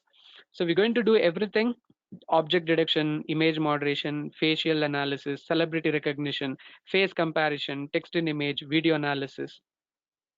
And on a day two, on July 25th, we're going to completely explore Amazon S3, very important topic, and a few AI services where we're going to do hands-on like Lex, Poly, text extract, or transcribe, and the master for the entire workshop, Amazon S3, sorry, Amazon SageMaker. We're going to explore Amazon SageMaker by doing a real-time project by using TensorFlow. Okay. So you can use the second link that I shared you in a chat window to download the same PDF that I provided you if you want. Yep. So I have shared the access links in the chat window. You can use that one. So now this is about our workshop. So now let me go back to AWS console to provide more demos. Okay. So here we go. So we are done with analyzing a text in an image. I want to show you one more hands-on on celebrity recognition. So celebrity recognition is more about analyzing a celebrity. I mean, if you have a very famous celebrity, or if you want to know whether that person is a celebrity or not, okay, you can come and upload a photo of a celebrity over here. So this can able to do the job actually. So you know this guy who is a CEO, right, and a founder of an Amazon. So here I have my machine has predicted it, and if I hit learn more, it will take to IMDb, so you can learn more informations of that person. So this is about Amazon recognition. But as I promised, I want to show you guys one more demo on a chatbot that we have built already. So Amazon Lex, which is a complete chatbot platform. Okay, so chatbot. Basically, if you want to build a chatbot, you need to understand the use case first of all, right? So chatbots the chatbots are all about the two-way communications, right? There will be a person who might have an exact need, who is asking what he wants, and in another side, you might need to replay saying what that for the specific need of that guy, right? Let's imagine one more thing here. Let's imagine, so here I have built already a chatbot for a flower shop, okay? A chatbot for a flower shop. So what do you mean by that? I mean, let's imagine a guy who is going for a flower shop to buy a specific flowers, okay? So how do we do this? So you need to understand, first of all, how does a flower shop chatbot works? I mean, the way customer really interacts with the chatbot, right? So, and then based on that interaction, how you need to interact back, okay? So let me quickly show you the chatbot that I built over here. Okay, so here is a chatbot which is called Amazon, which is developed from Amazon Lex. So Amazon Lex is actually derived from Amazon Alexa, if you don't know. So the chatbot that I built over here, I can interact with this chatbot both via both via text and also via audio. Okay, here we go. So first, let me interact with this chatbot with an audio. Let me see whether it replays or not. Okay, that's awesome. So let's see. So guys, I'm going to answer all your questions. Please stay connected. So after this demo, okay. Awesome. So now I'm going to interact with this chatbot. So let's imagine I want to buy some roses. Okay. Okay, here we go. I would like to order some flowers. So I'm going to input the audio now. What type of flowers would you like to order? So probably you might have heard this. Isn't it amazing? I didn't replay. The chatbot is actually replaying. So it is now replaying me saying, what type of flowers would you like to order? So now I can interact with this chatbot via text also. Let me mention rose. So now you cannot hear the audio. If you interact with text, you will get the text only. So it tells we do this, we don't have rose. Would you like to order a different types of flowers? Our most popular flowers are roses. Okay, it's my mistake. I mentioned it as rose, not roses. Okay, let me mention roses. Okay. Okay. So what day you want that roses to be picked up? I got a replay again. So let me mention it audio again. Tomorrow. What day do you want the roses to be picked up? Okay, sometimes it couldn't recognize the audio. Let me mention it once again. Tomorrow. Sorry, I am not able to assist at this time. Okay, that's good. So still let me try. Tomorrow. What day do you want the roses to be? Okay, fine. It's bad. Let me. It couldn't pick up the date, but let me mention it in a text. Okay. So roses to be picked up at what time tomorrow? So let me mention again. Try to mention via audio. 9 p.m. Pick up the roses at what time on July 1st, 2021? 10 a.m. Sorry, I am not able to. Okay, fine, no issues. So still this chatbot has to be optimized. Okay, 10 a.m. Go ahead. Okay, your roses will be ready to picked up at 10 a.m. at this date. It will cost $25. $25, guys. It's more than our workshop cost. Our workshop cost is just $21. That is 1,500 rupees. Go and purchase it as soon as possible. You will learn everything. I mean, we will be exploring Amazon links. I will be providing a demo once again on top of it. So don't miss this opportunity. This particular course is only for 25 peoples only. We are not getting a lot of peoples. This because of this is a workshop where we focus on you learn everything at the end of the day. Okay, so this is all about this webinar. So now I am open for all of you guys. You can ask me any question. Would you like to unmute your mic if you want to ask some questions? I'm here to go. So let me try to answer the few questions that we have here. So Karthikeyan asked, can you share me the link for registration? Karthikeyan, I have shared the link already. If you let me share it once again. Guys, I'm going to share the link for workshop registration and for downloading a curriculum for everyone. Please check it. Sarath Kumar, sir. This is Hey, hi. Kartika Yes, here. please go ahead. Hi, Kartika. Sir. Hi, Sarath. Sir, whether you will share the links in the register mail ID? Yes, I will be also sharing this recordings along with the registration links for this workshop. Yes. Oh. Yeah.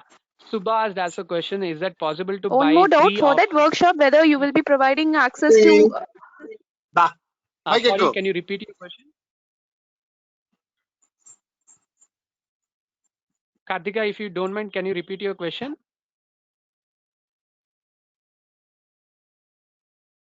Whether you will Okay, provide since Amazon AWS access for free for doing this workshop?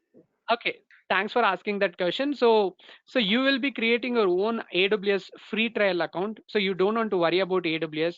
I mean, once everyone can create AWS free trial account, you will get 1 year free trial from AWS. I mean, you don't want to pay any upfront fee like 1,000 rupees or 2,000 rupees. It's free for next 1 year. So we will be using that in that way. Okay, Subha has asked a question. Is that possible to buy for 3 offers and then redo it again later point? Yes, Subha. So I mean, we will be providing an access to the workshop for a few weeks. You can rewatch it anytime, and you can, as I told you, it's more about the community, guys. So we are not just telling Tata bye bye after this workshop. So where we will be connected with our community groups, it may be a Facebook group or WhatsApp group, where we will feed in a lot of data tomorrow. So that's what the speciality of this workshop. So we just don't want to like just tell Tata bye bye after this workshop. Okay. నానా చూడు ఇది correct మాట్లాడుతుందా on చేసిందా ఇది Okay, Subhas ఇది asked a ఎవరిది question. So register అయినా can we purchase this course and can we redo this whole thing properly again later time, as maybe busy on 25th, 24th and 25th. I mean, I need to check with that team, my team, and I need to get back Subha. I mean, so you're telling I will register, but I couldn't access. I will be not possible to go through on 24th and 25th. I guess possible it is possible, but I will encourage to join with a live ఎవరిది course. That would be more useful for you. Of అయింది నాన్న Guys who are not going to ask a question, you can unmute your mic. For the people who are going to ask a question, you can just unmute your mic if it is comfortable. Otherwise, you can ask me a question in a chat itself. So Manish asked a question, what's the difference between machine vision, basically a computer vision? See, computer vision is everything that you do with images and videos, Manisha. So computer vision. So for example, I talked about CNN, which is convolutional neural network. By using this convolutional neural network, you can do computer vision applications on top of it.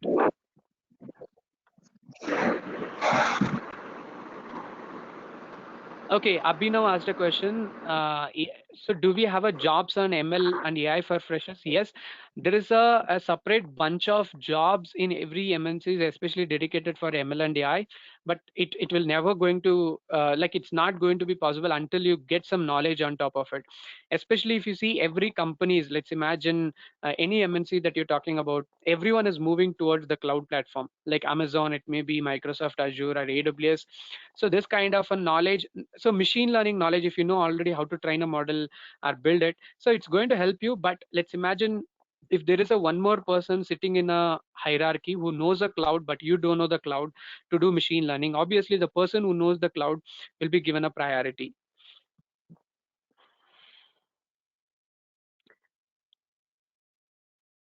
So, and one more person is asking like, okay, can we get a e-certificate for this webinar? No. So actually we are not providing a certificate for this webinar, but you will get certificate for this particular workshop. Yes. So you will get a signed certificate from a mentor for this work, for the workshop actually. Yeah. And we got one more question from Sanjay. Also, do we also opportunity like internship? So after completing this course and support, that's a great question, Sanjay. Yes, especially if you are a student where you have a specific time that you can able to dedicate. Yes, we have a lot of internship opportunities that is open. If you got selected, you can do internship with us. The internship duration can vary for, let's imagine, 60 days to 90 days. You can pick any time slot from that. Okay, so here we go. I'm going to share a link where you can download a free ebooks that I told you. So I have shared the link where you can download the free ebooks. You can use that particular link that I shared you for downloading free ebooks. Okay. So Kalyana has asked you, can we provide a job assistance? So I will tell you the way that we work in a community group that I'm talking about, a WhatsApp group. So we used to spread all the job opportunities that we get in our community. And yes, we give a priority when we share it to only for the community peoples where we have. Yes, so we can able to help you to spread the opportunities in our circle.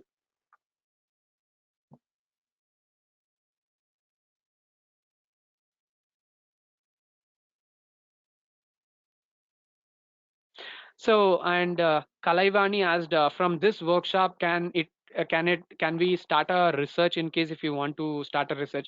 Absolutely yes, Kalaivani. So I can see a lot of college professors who attended not only a workshop, we do full certification course on machine learning. So they attended our workshop, especially for the research purpose. Especially, they want to work on let's imagine a specific categorical data, especially on medical data. You said, yes, exactly. This is a great platform, and especially if you want me to provide more insight after this workshop, especially the research opportunities, especially on a cloud, topics on a cloud, exactly matches.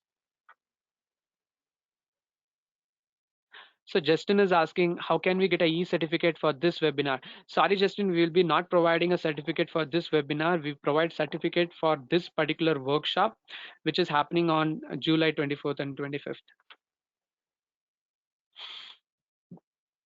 So, and Mohammed asked a question, may I do internship in your company after completing this course? Yes, we have an options, Mohammed, for an internship. So if you can able to dedicate the amount of time according to the company standards, yes, you can attend, you can apply for internship. Justin, as I told you, it's a paid workshop. So where the fee comes very affordable. It starts from $21 if you want to see the price in $20. Otherwise in Indian rupees it's 1500 rupees, and this pricing is only for this batch. From next batch we will be going for, let's imagine, $42. So this is the exact amount that you spend for your dinner. Actually, it's a very small amount for 10 hours. So the market price for this goes beyond 4000 rupees and 5000 rupees. I mean, more than 60 or $70,000. It's really a good deal. So don't lose this opportunity. The opportunity is only for 25 peoples.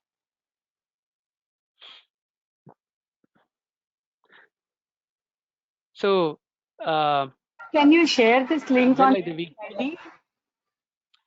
you mean the registration link? So let me share it once again in a Yeah, chat window, guys. registration link and all. Yes, I have shared it in a chat window for everyone. Please check it once again. Okay, thank I you. have shared the registration links. Yep. Sir, but I heard Awesome, that guys. whenever you are downloading AWS account, it is free for the Yep. 1 year. 750 hours are there. But if you are accessing more than one application, so it consumes a lot of hours. And Okay. ultimately, the Okay. charging in dollars and the dollars price will be too high. That will the Okay. charge too high. Is it like that? Okay. Okay, I got your question. So what you're asking is, so like, yes, so 1 year free trial means doesn't mean it's an unlimited service. That's a good question. Correct. Thanks It for is asking. 750 So hours. Yeah. yeah, 750 hours exactly. So Correct, sir. especially this particular workshop that we will be doing, we will be Uh-huh. consuming, we will be not even consuming more than 10 percentage of that hours. Actually, you don't want to worry. So, Okay. and we will also let you know how to track your free trial limit during a workshop itself. Yeah, Okay, yeah. We no can go issues. and check the feedback, their live Yeah, location, that how much hours you are using. exactly. In a billing center, you can check. Yeah, Billing center, right? exactly. Thank you. Yes. Nice details. Thank you Awesome. very Thank you. Thank you. Yeah. Then we have Shrikant asked a question. Do you have a workshop consisting of every related ML topic on AWS more than 40 hours? Yes, Shrikant, we have a complete AWS machine learning specialty certification according to AWS standards for 40 hours, for more than 40 hours. You can take that course. So right now, last Saturday, Sunday, we end up with the previous batch of that course. I will tell you the great opportunity again, Shrikant. I will suggest, if you are a beginner for the machine learning, I will suggest you to take this workshop. The workshop comes with very affordable price, that is 1500 rupees, for example. And after this course, next you can directly take a course that is 40 hours, the complete certification program, where every participant who take this workshop, they will get a direct 10 percentage discount to attend this course actually. And the course fee starts from 15,000 rupees, because that's a complete course actually, certification course.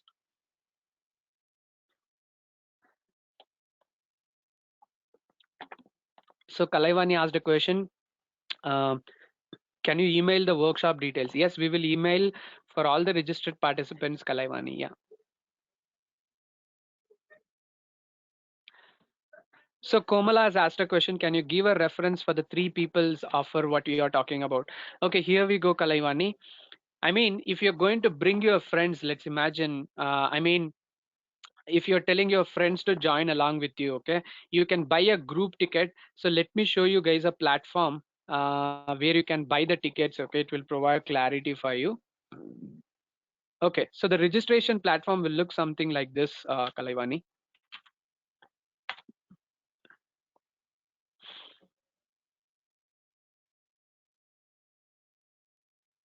Okay, here we go. So we have hosted a tickets on a platform called Townscript. You can buy a tickets over there. So once you click the link that I provided, you will be diverted to this console, which will look something like this. You can find the complete details of this workshop over here in this in this platform also. I mean the curriculum, everything that you can find, and the more insights also. You can also download the curriculum as a PDF that I showed you. This PDF over here itself. You can hit book now. Once you hit book now, here you will find three options: per person ticket, per group of three. If you are an international participant, you're joining from abroad, you can pick dollar option to get the seats actually. Okay.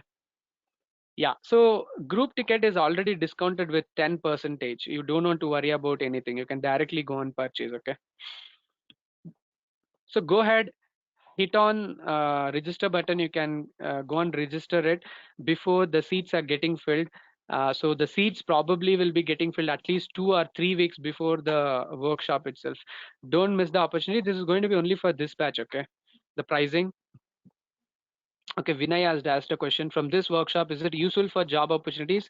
Yes, Vinay. So the standard practices that we're going to teach you guys. I mean, S3, for example, Amazon S3, Amazon SageMaker.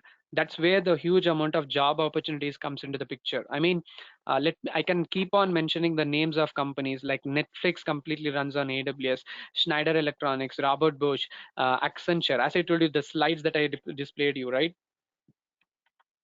So Oracle, IBM, Accenture, Apple, or GE, or Morgan Stanley, or maybe TCS, or Intel. Like I can keep on mentioning the companies who use machine learning services like SageMaker for their for machine learning applications. So it makes a lot of sound in job market, obviously.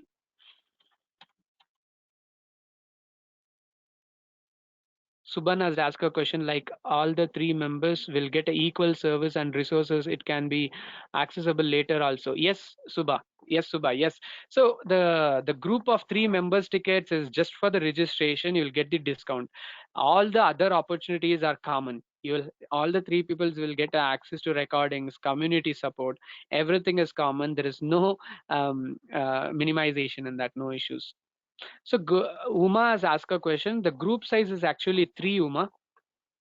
You need to get the group of three peoples. So it's not two, it's actually three. It's actually a group of three peoples. It's first come, first serve. Group tickets are not open for huge number of peoples. I mean, like we will be probably sorting out for, let's imagine, group of only two groups. Okay, please throw your question, guys. I will stay spare of minute again. If you have any questions regarding a workshop, if you have any questions regarding, let's imagine, probably a machine learning, I'm very happy to answer you guys. So we are much focused on building a community for tomorrow. So the great opportunity comes even after you finish the workshop, where you will be staying connected. So we are not something like a beginners in a thing. We have a huge amount of opportunities. If you want to know more about Psitron Technologies, so we are incubated in incubation center called PhD Step. We are supported by Department of Science and Technology India, because we get some funding opportunities from there. And some few awards and honors that you want to know. We are awarded as Best Startup Award from FKCCI Bangalore. We represented our company in many international stages, like Living Talent, or maybe Hilti, or our clients like Reliance Unlimited. We develop a lot of AI services for them, and we are into AWS Activate program, where AWS support us in developing our own products. And few customer feedbacks that we did a lot of other courses previously, workshops, and you can also check it out, the way customers feels, and they're very happy in our workshops. and the few ratings what they provide after the courses where they feel happy in that. Yep. So we are not a beginners. We are already into the market for a huge number of times. Yeah. So Vinay, this workshop, Vinay asked a question. So do you provide workshop on cloud computing also? So Vinay, this workshop is about cloud only. This is about cloud computing only. You are learning machine learning by using AWS cloud. So you will be in this particular workshop, the main three takeaways, if you want me to mention, the first main takeaway is about machine learning. You are exploring machine learning completely from a scratch, the right way of doing machine learning. And second takeaway, you are not only learning machine learning here, you are learning how to use AWS, what is AWS, and using AWS services. That comes second, and third comes the community support. So you will be staying connected with the community in our WhatsApp group or a community group even after the workshops. How ML is going to benefit it for mechanical engineering students? Manisha asked a good question. I will tell you, like, we are working with manufacturing industries, Manisha, for example. We provide ML and AI solutions for them. So let me mention a topic called predictive maintenance, Manisha. So predictive maintenance is all about monitoring the assets in manufacturing industries. I mean, we put a lot of sensors on machines. Let's imagine CNC machines, VMC machines, where we collect a lot of data from that, and we make a machine learning model from it, and we make a prediction saying that whether this particular asset in our industry, whether it's going to fail or not, whether we need to maintain it or not. So there are huge market in manufacturing industries. I mean, automations, robotic automations, especially by using machine learning, right? So quality analysis in manufacturing industries, huge market. So will we get a recordings? So the person called SY has asked a question. You will receive recording for both webinar and also for workshop. Yes. So for the workshop, you will have an access to the recordings for a few weeks. Webinar, we will share the recording probably by tomorrow. So let me see if I have any other questions to answer. So go ahead and register for No, I the think we workshop. have Let me covered share almost the everything realistically. We very kindly and nicely mentioned about GDPR all the way through to data sharing and this and that, which was going to be my initial bits and pieces. But guys. do I you have guess like I can anything see else someone to is ask at this talking. stage in If time? you're asking any question, please make sure you speak a bit louder.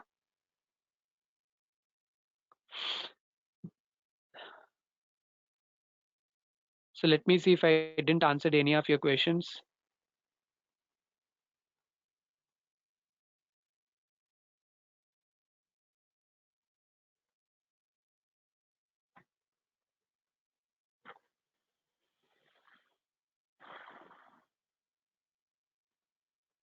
So Uma has asked a question like I didn't answer previously. After 25 years of experience, want to shift to software side. What can we? So what we have to learn? I mean, it's completely depends on which field that you want to jump into software. So it may be the development point of view. I mean, so do you want to become a front-end developer, back-end developer, or do you want to become a machine learning engineer? So this is the right platform to start probably then. Yeah. So machine learning is into research sector where college professors are much into academic and they are also into research perspective. I guess a machine shifting into machine learning sector can be also a good choice because where it has a more research areas.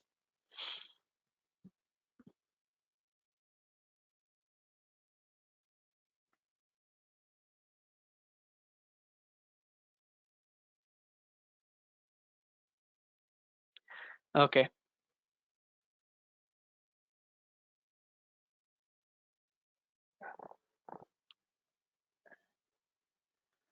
Okay, guys, I will spare few more minutes in case if you have any other doubts, please let me know. Hello, So sir. Rochan, yes, Sir, yes, please go ahead. This is Valli Devi talking. I just Yes. want to know whether could you just give us some few professors details who has taken some courses with you, because as we Mhm. are in the teaching line, how this is going to help us? I just want to know about it because I am also That's a a great question. professor. Okay, awesome. Because We need some Hmm. motivation, right? For that case, I'm Obviously, asking you. that's true. So Yeah. okay, okay, fine. So I cannot exactly name which professor and which college he is from, but I can mention the few the reasons why did they attend our course. Not only workshop. The workshop is anyone can attend this workshop. It's not a big deal. But they have taken a full-time certification course for 40 hours. Okay, so I will tell you what's the reason why they attended. So one professor from Mumbai, I can name the location. One professor from Mumbai, she attended our course, which we done it, which we completed last week for one reason. So she's doing PhD especially, and especially she is working on let's imagine building her own algorithm. I mean, she's trying to construct the own algorithm by herself, and especially she's working something related to classification related use case, and that's why she want to explore AWS. She want to know how AWS can able to help her to come up with her own algorithms. So AWS has a platform on SageMaker, especially you can bring your own algorithm inside. I mean, you can construct your own algorithm if you want. So for that reason, she has attended. And I know like few other professors so who is already attended our course from Bangalore. We can see it from Coimbatore, especially I can name a college. It's KCT from Coimbatore, and we have few colleges in Bangalore. Like I have seen I mean, so New Horizon College professors from that, they have attended our workshop. The reason is this: because if you know like the big breaking news for the college professors, in case if you are a college professors, the clouds like AWS, Microsoft Azure, Google Cloud, if you know what is really happening in the education sector, I mean, if you check out some few policies what government is framing, so this cloud platforms like Amazon or Microsoft Azure, soon in a college, especially in engineering degree, you can find the cloud platforms as a separate subject. So this policies has been already drafted. If you check it out in the education sector, you will soon find Amazon Web Services as a separate semester subject in your cloud. It may be related to machine learning or IoT, and especially into cloud computing as in a servers, like especially how to host a virtual server, something like that. So I guess that would be the great motivation to take especially that courses or maybe the workshops. Yeah. So these are the possible reasons why professors attended our workshop and courses actually. Thank you, sir. Thank you so Awesome. much for enlightening. I have another question, sir. You just Go ahead. said that there was a madam who was attending your course, and she was defining an algorithm on her own. For that, Yep. SageMaker is going to help her. So Exactly. SageMaker may be a platform, right? Any algorithm should be having its own logic, and its own algorithm should be defined by her by doing some analysis. She has to come up with whether it will work or not. Yep. Is there any testing platform available with the SageMaker which will help her to refine her algorithm? How do you want to tell that SageMaker is going to help her? Can you just enlighten me in that? Okay, that's good. SageMaker, as I told you, so we can do these three things: build, train, and deploy. So you can build the entire machine learning environment you want, and you can train your own machine learning model, and you can deploy your own machine learning model. So if you're talking about the testing, that's where the deployment comes into the picture. You can deploy the machine learning model, and you can test with your own data. And so other than that, if I want to answer a question, so like how can we bring your own machine learning models inside AWS? Let's imagine, so especially let's imagine you are working into a specific type of let's forget about classification related use cases. Let's imagine you're working on a computer vision based application, especially into medical data, so where you do a pixel level analysis. Let's imagine you do some pixel level analysis on that data. So you want to construct a machine learning model, especially which can able to, let's imagine, if I don't want to go much technical, let's imagine there will be something called channels. Channels means a training channel. If you want to train a machine learning model, you need to use something called training channel. And if you are familiar with hyperparameters, for example, hyperparameters are something called dials and knobs to tune your machine learning model, correct? So you can design your own hyperparameters over there. So that's where the more the innovation, the research might go across over there. So you can design your own hyperparameters, and once a hyperparameter is ready, you can bring that as an entire software package into SageMaker to test it actually. So SageMaker can also give you some few hyperparameters, a default hyperparameters that you can also take into the considerations actually. Yeah, this is how it works actually.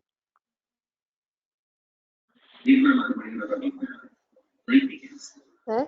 Yeah, hi, Sharad. So then Kalyan what is is the here. difference between Collab and this AWS, sir? Collab and Okay. AWS? Thank you. Yeah, let me answer that question. So Google Colab. So Google Colab more is for the practice. So Google Colab, everyone has access to Google Colab, right? Everyone who has a Google account, they have an access to Google Colab. But AWS is much into industry grade. I mean, so by using Google Colab, you cannot deploy a machine learning model in a production ready environment. So that's where the AWS provides an access. So by using AWS SageMaker, you can train and you can deploy a machine learning model in a production ready environment. So production ready is nothing but where once after you deploy a model, where you can directly users can come and interact with that. So it's a production ready environment. Collab is much of where you can learn the stuff over there, but not production ready environment learnings that you're going to get over there. Yeah. And someone is asking a question, so please you can ask your questions, please. Thank you, Yeah, sir. hi, Sharad. Hi. Hi, Sharad. Myself, Kalyan here. Hi, Kalyan. Yeah, hi, Sharad. I'm a very beginner to AWS, and I didn't know about any software course related. Like Okay. my Okay.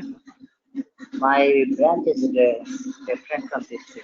Can I make you? Is that much difficult to learn this course?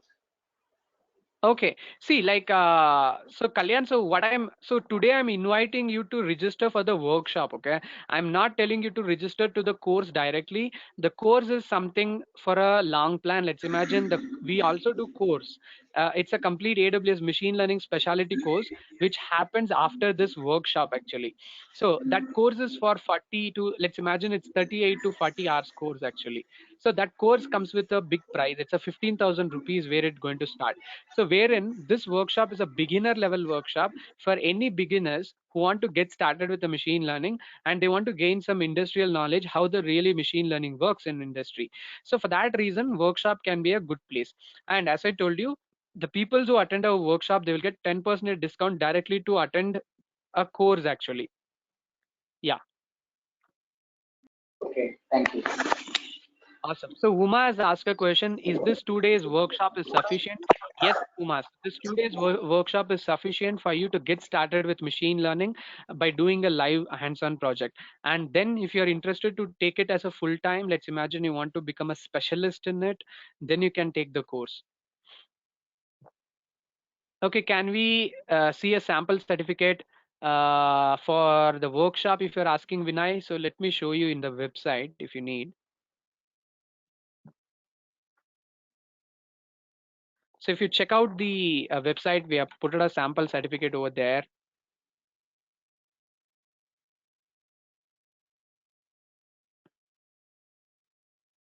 Okay, if you scroll down to the website that I shared you, here we have put some images, galleries where you can find the sample picture of a certificate actually. Okay, it's over here. Yeah. So this will be the exact certificate that you will be receiving if you want to check. Workshop completion certificate. So go ahead, guys, just register for the workshop. Don't miss the opportunity. This opportunity is only for this batch, for this price.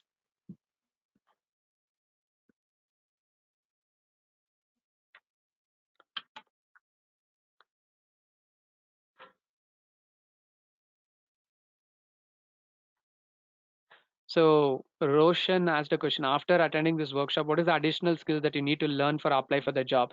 So yes, I mean, So this is the beginner level workshop. So after this, probably, yes, you need to do some more hands-on projects, probably representing yourself by doing some lot of projects, collaborating with open source project if it's necessary, maintaining proper GitHub profile, or maybe like let's imagine attending some few hackathons, winning some hackathons, attending getting some first and second prizes, probably that can represent.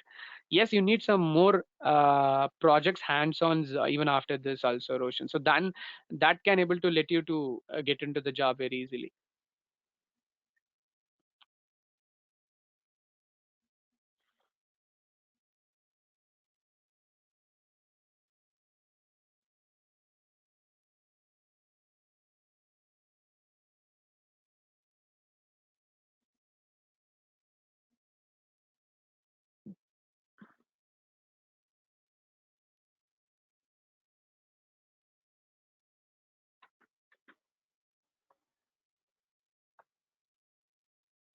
Okay, so I will wait for a few more seconds. If you guys have any more doubts, you can ask me, else we can wind up.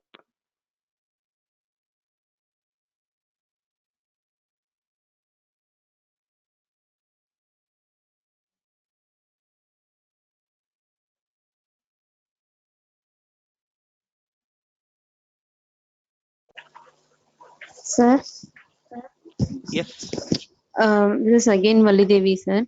I just Hi, want Vali. to know, sir, you showed me some demos, right? You showed us some demos, right? So, are there any services that are provided by AWS which could be just called and we could just build the application, or we will be, or you have developed every application on your own?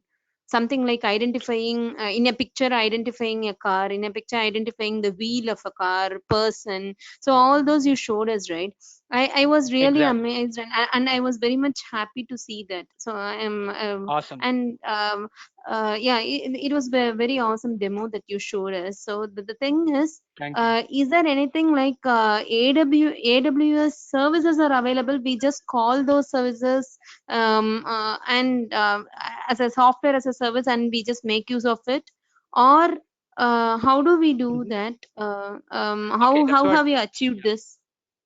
Yep. So there are two ways of doing here. I mean, so as I told you, AI services are there, SageMaker is there. So if you want to build everything from a scratch, I mean, let's imagine you want to build everything from a scratch for you. I mean, as you mentioned, you want to make a image recognition model to find, let's imagine in a given picture, you want to identify whether, let's imagine you're trying to identify a cancer.